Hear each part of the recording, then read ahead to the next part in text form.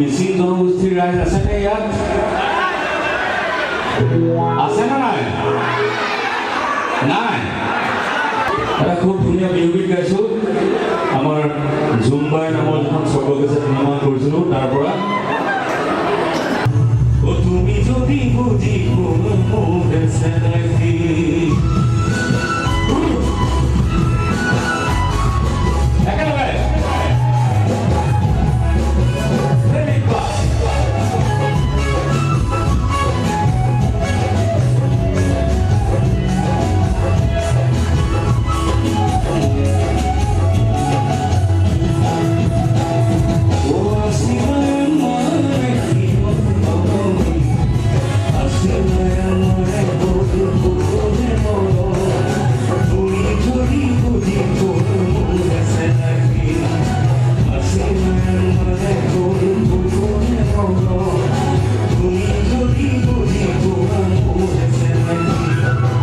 বাৰ্তাই আমাৰ ভকতি যোগাই আহিছে।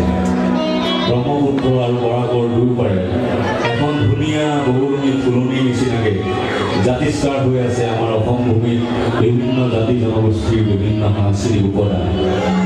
তাৰপিছতো কিন্তু ভাৰতবৰ্ষৰ বিভিন্ন প্ৰান্তৰ মানুহে আজিও আমাৰ অসমখনক ভালকৈ চিনি নাপায়। অসমখনক অসমীয়া মানুহবোৰক এতিয়াও জংগলী মানুহ বুলি ভাবে, হয়নে নহয়? তেওঁলোকক জনাবৰ কাৰণে এটা গীত লিখিছিলোঁ মই। ভাৰতবৰ্ষৰ প্ৰায়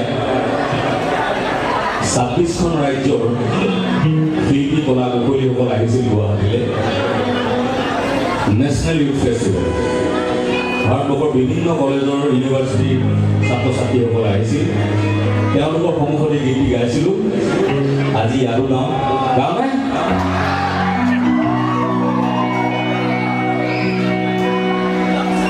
সকলোৱে সহযোগ কৰিলে খুব ভাল লাগিব। সদায় ৰাতি ৰাতি গান গাই আছোঁ, মাতটো অলপ ভঙা নিচিনা হৈছে। তথাপি এইফালে একদম বিকাশ এনে নাচিব গম পাব। সেইফালৰ চাউণ্ড বক্সৰ ওচৰত তোমালোকে নানাচা, নানাচিবা। I love you. ছোৱালীবোৰক নাই কৰা বুলি ল'ৰাকেইটা কৈছে।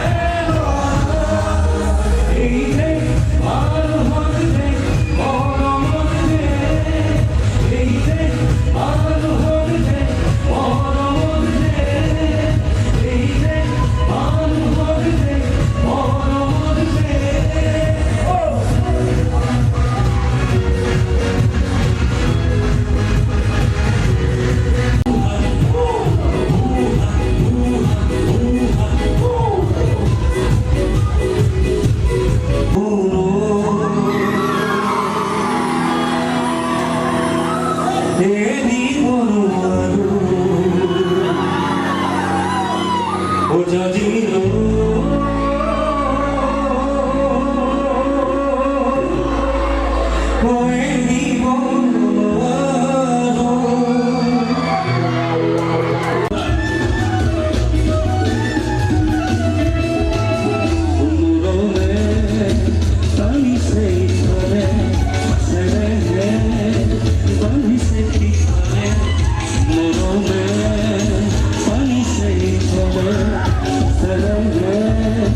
Bani se